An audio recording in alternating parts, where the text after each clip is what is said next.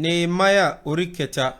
Nígbà náà ni Eliaṣibu olórí àlùfáà dìde pẹ̀lú àwọn àlùfáà arákùnrin rẹ̀. Wọ́n sì mọ ẹnu bodè àgùntàn, wọ́n sì sọ ọ́ di mímọ́. Wọ́n sì gbé ilẹ̀kùn rẹ̀ dúró títí dé ilé ìṣọ́ Mea, ni wọ́n sọ ọ́ di mímọ́ títí dé ilé ìṣọ́ Ananeli. Lọ́wọ́kọ́wọ́ rẹ̀ ni àwọn ọkùnrin Jẹ́ríkò sì mọ́, lọ́wọ́kọ́wọ́ wọn ni Ṣakuri ọmọ Imri sì mọ́. Ṣùgbọ́n ẹnu bodè ẹja ni àwọn ọmọ Aṣena mọ́, ẹni tí ó tẹ igi ìdábù rẹ̀ tí ó sì gbé ilẹ̀kùn rẹ̀ ró, àgádágodo rẹ̀ àti ìtìkùn rẹ̀. Lọ́wọ́kọ́wọ́ wọn ni Merimoti ọmọ Urijah ọmọ Kóòsì tún ṣe, àti lọ́wọ́kọ́wọ́ wọn ni Masulamu ọmọ Berekaya ọmọ Meṣesabeli tún ṣe, àti lọ́wọ́kọ́wọ́ wọn ni Sadoku ọmọ Baana tún ṣe, àti lọ́wọ́kọ́wọ́ wọn ni àwọn ará Tekoa tún ṣe. Ṣùgbọ́n àwọn ọlọ́lá kò fi ọrùn sí iṣẹ́ Olúwa wọn.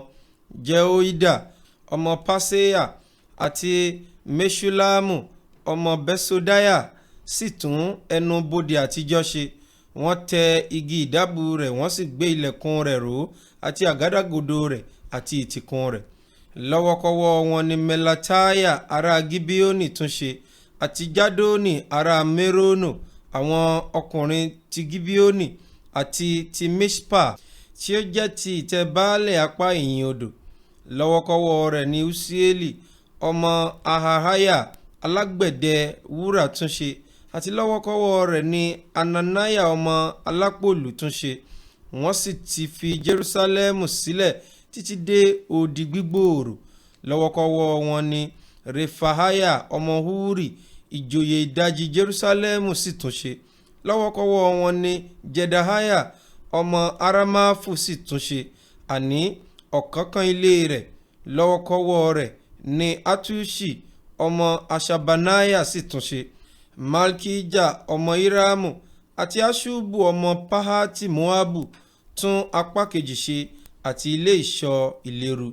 Àti lọ́wọ́kọ́wọ́ rẹ̀ Ṣalumu ọmọ Aloeṣi ìjòyè apá kan Jerusalemu tún ṣe, òun àti àwọn ọmọbìnrin rẹ̀.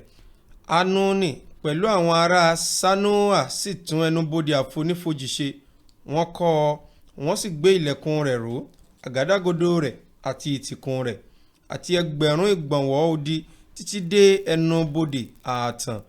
Ẹnu bodè ààtàn ni Malkiah ọmọ Rekabu ìjòyè apá kan Bet Akeremu tún ṣe.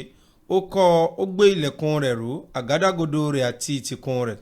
Ṣalumu ọmọ Kolose ìjòyè apá kan Mispa sì tún ẹnu bodè orísun ṣe. Ó kọ́ ọ, ó sì bò ó, ó sì gbé ilẹ̀kùn rẹ̀ ró, àgádágodo rẹ̀ àti ìtìkùn rẹ̀, àti odi adágún Ṣiloa lé ẹ̀bá ọgbà ọba, àti títí dé àtẹ̀gùn tí ó sọ̀kalẹ̀ láti ilé Dáfídì lọ. Lẹ́yìn rẹ̀ ni Nehemiah ọmọ Asbuku ìjòyè ìdajì Bet-Uri tún ṣe títí dé ibi ọ̀kánkán ibojì Dáfídì, àti dé adágún tí a ṣe, àti títí dé ilé àwọn alágbára. Lẹ́yìn rẹ̀ ni àwọn ọmọ Léfì Reumu ọmọ Bani tún ṣe. Lẹ́yìn rẹ̀ ni Aṣabiah ìjòyè ìdajì Keila tún ṣe lé apá tirẹ̀. Lẹ́yìn rẹ̀ ni àwọn arákùnrin wọn tún ṣe. Bafai ọmọ Enadadi ìjòyè ìdajì Keila. Lọ́wọ́ rẹ̀ ni Eseri ọmọ Jeshua ìjòyè Mispa tún apá mìíràn ṣe lé ọ̀kánkán títọ́ lọ sí ilé ìhámọ́ra kọ̀rọ̀ odi.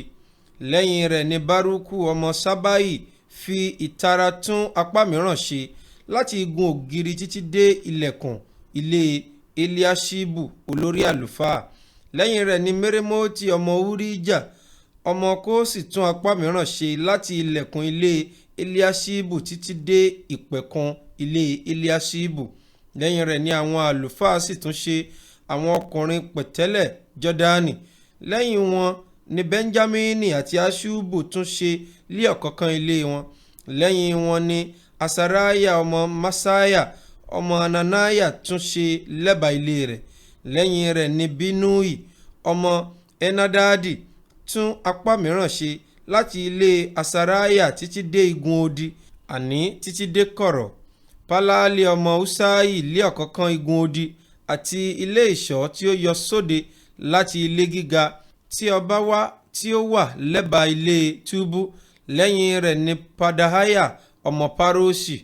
Ṣùgbọ́n àwọn Netinimu gbé Ófẹ́lì títí dé ọ̀kánkán ẹnu ibodè omi ní ìhà ìlà oòrùn àti ilé ìṣọ́ tí ó yọ sóde.